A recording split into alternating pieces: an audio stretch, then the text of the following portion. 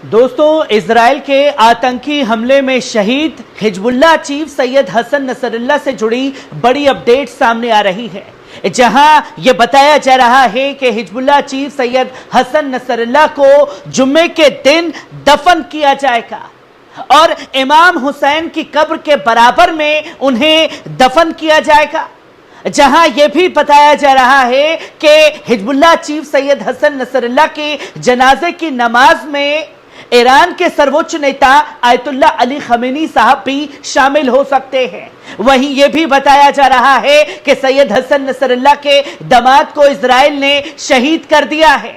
ये तमाम बड़ी खबरें सामने आ रही हैं, एक एक कर आपके सामने रखूंगा, पर सबसे पहले अपील के पल पल न्यूज को सब्सक्राइब कीजिए, बेल आइकॉन दबाइए, वीडियो को ज्यादा से ज्यादा शेयर कीजिए, लाइक कीजिए, कमेंट कीजिए और सच्ची पत्रकारिता को बचाने के लिए चैनल को ज्वाइन कीजिए। जी हां, एक हिजबुल्लाह चीफ को शहीद करके इजराइल अपनी पीठ थपथपा रहा था, जहां यह बता रहा था कि भैया हिजबुल्लाह चीफ को खत्म कर दिया तो तमाम लोग खत्म हो जाएंगे। पर यह अब बताया जा रहा है कि लेबनान की हिजबुल्लाह के महासचिव शहीद सैयद हसन नसरुल्लाह की नमाज जनाजा और दफन शुक्रवार को आयोजित की जाएगी। वहीं इराकी मीडिया के अनुसार सबरीन न्यूज ने गुरुवार की शुरुआती घंटों में एक विशेष स्रोत के हवाले से यह रिपोर्ट दुनिया के सामने रखी है, जहां यह बताया गया कि शहीद सैयद हसन नसरुल्लाह के दफन समारोह शुक्रवार को होगा। हालांकि इस रिपोर्ट में जनाजे का समय और जगह के बारे में विशेष जानकारी नहीं दी गई है, पर यह बताया जा रहा है कि इराकी अधिकारियों और स्थानीय मीडिया के दावा किया है कि हिजबुल्लाह के प्रमुख शहीद सैयद हसन नसरुल्लाह को इराक के पवित्र शहर करबला में स्थित इमाम हुसैन के कब्र के बराबर में दफनाया जा सकता है। यह कदम शिया समुदाय में उनकी महत्वपूर्ण स्थिति और सम्मान को दर्शाने के लिए उठाया जा सकता है, जो दुनिया उन्हें दहशतगर्द बता रही है। वहीं शहीद नसरुल्लाह की शहादत पिछले शुक्रवार को बैरूत के उपनगरीय इलाकों में एक इजरायली हवाई हमले में हुई थी, जहां यह दावा किया गया कि जायोनी प्रधानमंत्री बेंजामिन नेतन्याहू ने संयुक्त राष्ट्र मुख्यालय न्यूयॉर्क से अमेरिकी समर्थन के साथ हिजबुल्लाह प्रमुख की हत्या का आदेश जारी किया था। इसके बाद इजरायली युद्धक विमानों ने बेरूत के घनी आबादी वाले क्षेत्र पर 2000 पाउंड के अमेरिकी बम गिराए थे, जिसमें नसरुल्लाह और कई निर्दोष नागरिक शहीद हो गए थे। और यह बताया गया कि 64 वर्षीय सैयद हसन नसरुल्लाह ने हिजबुल्लाह के प्रति आंदोलन के महासचिव के रूप में 32 वर्षों तक अपनी खिदमत को पेश किया। वहीं नसरुल्लाह की मौत को लेकर इजराइल के चैनल 12 ने एक बड़ा दावा किया है। चैनल का कहना है कि नसरुल्लाह की मौत दम घुटने की वजह से हुई है। बता दें कि नसरुल्लाह जिस बंकर में मौजूद थे उस पर इजराइल ने ताबड़तोड़ हवाई हमले किए थे। बंकर में जहरीली गैस घुस कर आई गैस की वजह से धीरे धीरे नसरुल्लाह ने दम तोड़ दिया, जहां बड़े खुलासे किए गए हैं नसरुल्लाह को लेकर के।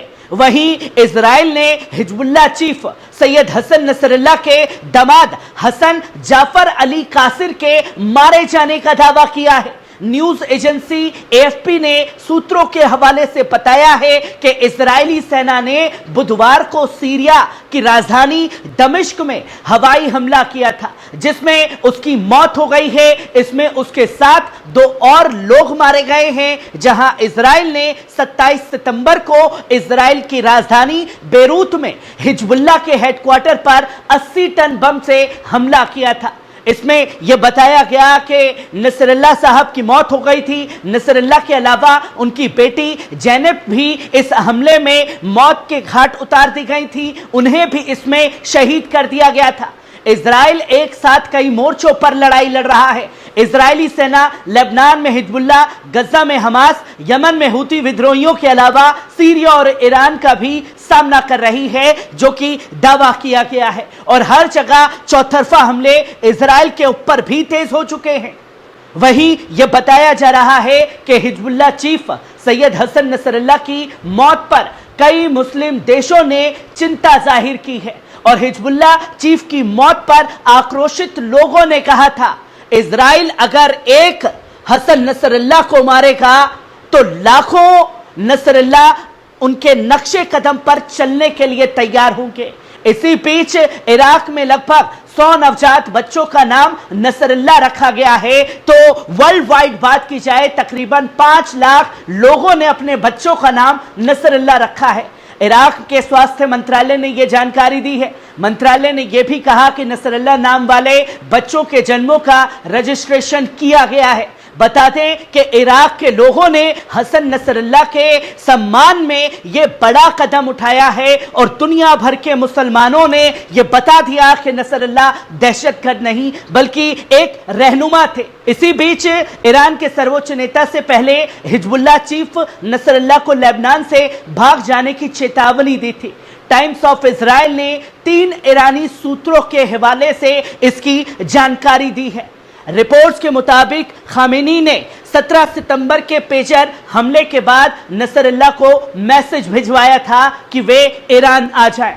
खामेनी ने कहा था कि हिजबुल्लाह के भीतर इजरायली एजेंट हैं और वे उन्हें मारने की योजना बना रहे हैं, जिसमें नसरल्लाह ने Islamic revolutionary guard corps IRGC के top commander brigadier general Abbas Nilforoushan को हिजबुल्लाह चीफ को बैरूत जाकर यह मैसेज देने को कहा गया था, जिसमें इजरायली हमले में IRGC कमांडर की भी मौत हो गई थी। वे उस वक्त नसरल्लाह के ही साथ थे जहां रिपोर्ट में यह दावा किया गया। खामेनी ने तेहरान में सरकारी पदों पर इजरायली घुसपैठ को लेकर बहुत चिंतित थे और इसके बारे में नसरल्लाह को अलर्ट भी किया गया था। वहीं लेबनान के पूर्व हिजबुल्लाह प्रमुख हसन नसरल्लाह ने इजराइल के साथ युद्ध विराम पर सहमति बनाई थी। उनकी हत्या से कुछ घंटे पहले लेबनान के विदेश मंत्री अब्दुल्ला वुवीब ने जानकारी दी थी कि यह बताया था कि हमने अमेरिका और फ्रांस के जरिए अपने प्रतिनिधियों को इस फैसले की जानकारी दे दी है, जहां TRT वर्ल्ड की रिपोर्ट में यह बताया गया कि इजरायली प्रधानमंत्री बेंजामिन नेतन्याहू ने नसरल्लाह की हत्या इसलिए कराई क्योंकि वे गाजा में हो रही हिंसा को रोकना नहीं चाहते थे। इजराइल की सेना ने बेरूत में हमला कर नसरल्लाह को मार दिया, जबकि वे शांति की दिशा में कदम बढ़ाना चाहते थे। वो सीज फायर के लिए कदम बढ़ा रहे थे, जहां बड़ी अपडेट लगातार सामने आई है। और नसरल्लाह की मौत के बाद दुनिया ने जो पैगाम खासतौर पर इजराइल अमेरिका को दिया है और यह बता दिया कि Hezbollah chief Sayyed Hassan Nasrallah दहशतगर्द नहीं बल्कि एक रहनुमा थे, और रहनुमा का जो रुतबा होता है तमाम उम्मत में, इसलिए उम्मत की तरफ से यह मांग की गई और यह बताया गया कि इमाम हुसैन की कब्र के बराबर में नसरल्लाह को दफन किया जाए।